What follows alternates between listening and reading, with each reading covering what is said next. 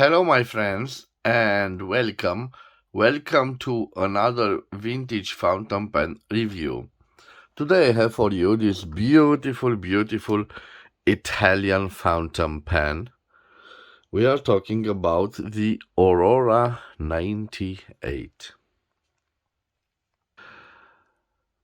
In order for you to understand the history and the heritage of this beautiful piece, launched in 1963 by Aurora as a flagship model, we have to look at it, at the history of the Aurora Italian firm. And for this, guys, I have several fountain pen models on my desk. So I will start with the first model, an iconic model which comes from America. This is the famous Parker 51, a wonderful fountain pen with a beautiful hooded nib. This is a classic design, and it is the source of inspiration for the first version of Aurora 88. And I have two examples of the Aurora 88. We can see them with this beautiful cap. So you can see the similarities with the Parker 51. Of course, the Parker 51 had an aerometric filling mechanism. Those have pistons, and it's quite visible because the turning knob is made of a different material from the barrel. It's made in hard rubber, and in time it develops this brown patina, as you can see. This particular model has also a hooded nib and an ink window and, like I said, a piston.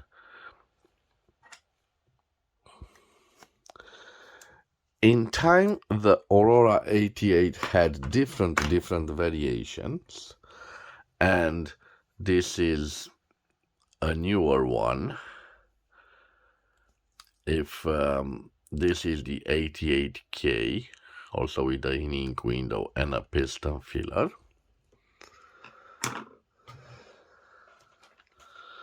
And also, this beautiful model is a later model called the 888P. A beautiful piston filler. So this is the latest variation of the Aurora 88. And in 1963, it appears the new flagship, the new model called Aurora 98.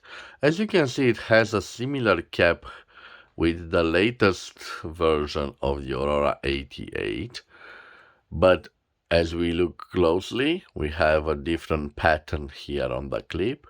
We have a different plastic ending, and of course we have a completely different filling system. So this had cartridge, it had this filling system. Let me show it to you. So it was made for school use. It had a double ink cartridge, so one here and the other one could be posted right here. But in 1963, like I told you, it appears this beautiful model flagship. Let me tell you something about it. It was designed by Albe Steiner, and practically this pen reflects the main themes of that period, with the use of covered nib and fine lines. This is the covered nib, the hooded nib, a 14 karat gold nib. What is quite interesting about this fountain pen, let me start first with the cap. At the base of the cap, we have imprinted Aurora 98. We have a beautiful, beautiful gold plated cap. Quite nice. It looks good. It is a pressure fit cap and it reveals the grip section. On the grip section, we have again thermically imprinted Aurora. The end of the grip section has this nice looking faceted part and the beautiful nib. On the back we have a simple ebonite feed, and what is interesting about this model, this is the variant of the Aurora 98 with a piston filler, and because it has that piston filler, it has also this ink window and it has those gold trims which gives it a nice looking aspect. Now guys, for the most interesting part of this fountain pen. Well, the most interesting part of this fountain pen, it lies in its piston filler. Well, I call it an ink converter, guys, and maybe you saw it before, so you see if we turn this metallic ending, the piston is working. This is an integrated ink converter like you see, but it has a quite nice feature. So you can press on it and it has that spring mechanism. And that spring mechanism is meant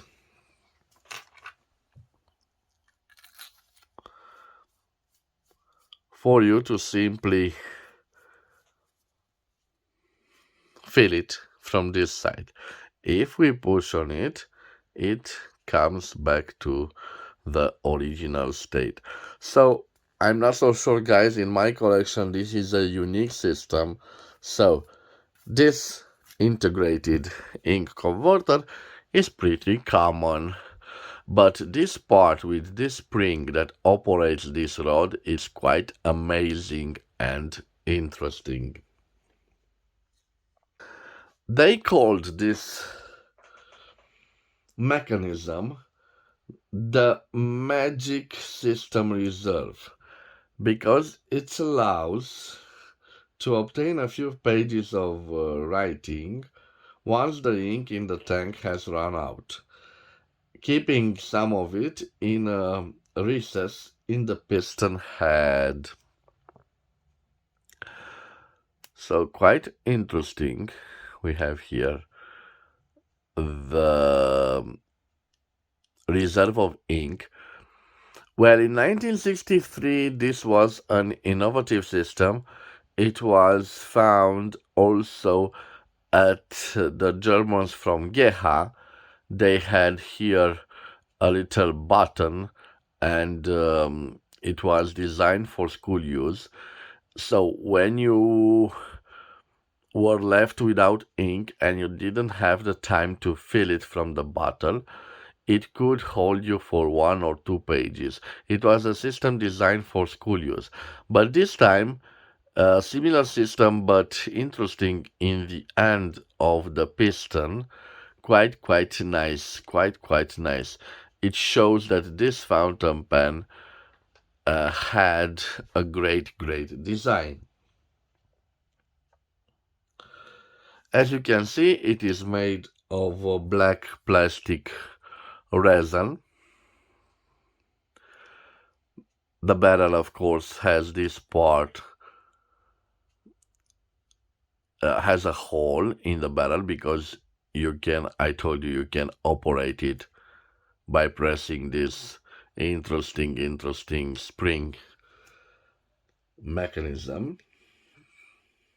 And there was also some luxury versions of this particular fountain pen that had a metallic cap but also a metallic barrel in a different variation of decorative engravings and also in precious metals such as silver and solid gold. So guys, this is a wonderful piece, and I will leave its dimensions on the screen. In my opinion, although I prefer the piston fillers with an integrated piston and not this type of integrated ink converter, I think this is a worthy successor of the Aurora 88. And although I like the history of the Aurora 88, I think that we can consider this Aurora 98 a completely different model, which, although it has some similar elements with the Aurora 88, it is its own model. And I think that Aurora named it 98 and not 88 something, because this is, yes, the future of the old variations of the Aurora 88, and it is a superb fountain pen. Unfortunately, they only produce at the beginning this wonderful mechanism with that spring. This is again the version of the Aurora 98 with a converter or with a piston filler, call it as you wish, but it is a wonderful piece. And I will leave its dimensions on the screen, and after that we will do the writing sample. So guys, for the writing sample I have here a royal blue from Mont Blanc. I only need a piece of paper and we are good to go. So I have here my notepad. Let's take the Parker out, the Aurora 88 out, Aurora 88P and Aurora 888K out of the picture, and we are left with our fountain pen. Before I do the filling and the actual writing sample, please let me change the angle of the camera because I want you guys to see better the writing sample, like this. I have here the ink. I will gently open it. Take out the cap. Unscrew the barrel. Okay, guys, let me give you a little zoom, a nice zoom to see. I turn till the end this one, and now I submerge it in ink. I turn the other way. Okay.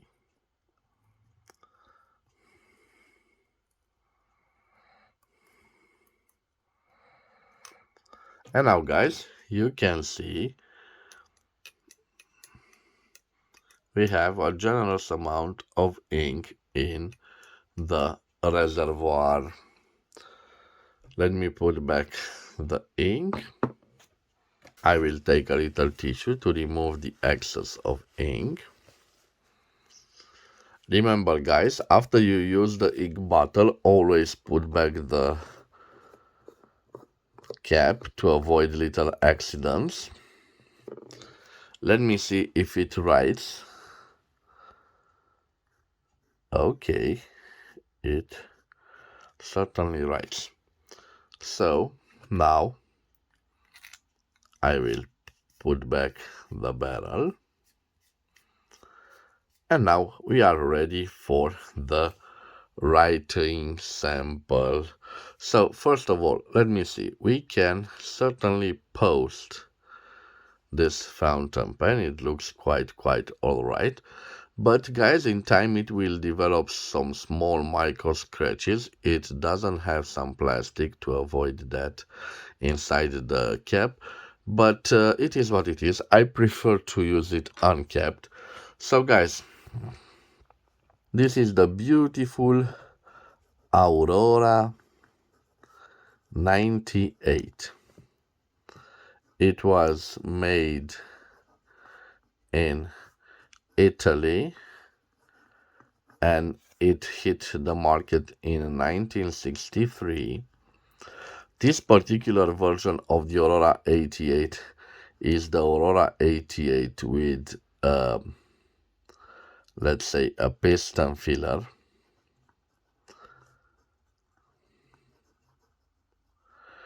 And it distinguishes itself from the cartridge version by the fact that we have this ink window here.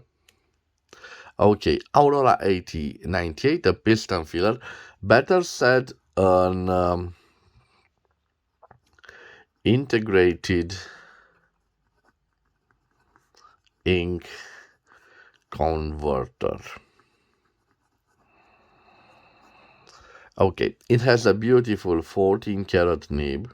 It is a hooded nib. Judging by the way it writes, I believe it's an M for a medium. And now let me show you. Let me give you a little nice zoom, guys. Okay, let me show you some. Okay, this has no flex. I think it is quite a juicy nib, and I will show you. Yes, as you can see. Let me see if I can reverse write with it. Reverse writing. Yes, definitely a possibility, but it scratches a little bit. No difference between this line and this line, so I think in reverse writing it also writes like an M for a medium. Let me do the pressure test. So here no pressure and here a little bit of pressure. So no line variance, no visible line variance. Let me do also a signature with it. Quite nice. And guys, I think now I can tell you about the quick brown fox. So here we have the quick brown fox jumps over the lazy dog. What can I tell you guys? This is a wonderful pen. What attracts me to it is its elegance. And like I told you, I don't consider it a successor of the Aurora 88, but a new model in its own right. You have to love that integrated ink converter. You have to love that system with the spring that allows you to ink it without removing the barrel. It is quite a nice element. And look at these beautiful lines on of the cap. A truly design piece of the early 1960s. A wonderful work by the designer Alb Steiner. I think it did a great job on this piece, and I'm quite proud to add it in my collection. Soon, guys, I hope that I will add in my collection enough variants of the model Aurora 88, and I promise to do a special episode where I will show you the Aurora 88 and its variations in time. This is my first Aurora 98. I am glad that I have the piston filler variant or the integrated ink converter variant and not the cartridge variant. You got to love at this piece, this beautiful, beautiful ink window. So guys, thank you for your time. This was my review of an iconic Aurora, the Italian fountain pen from the beginning of the 1960s. I hope you've enjoyed this review, and if you enjoyed this review, please subscribe to my channel to support my activity. As always, I want to wish you to have a nice day wherever you are, guys. Please take care of yourselves. I will see you again at the next episode. Till then, bye bye and God bless. Thank you guys for your view.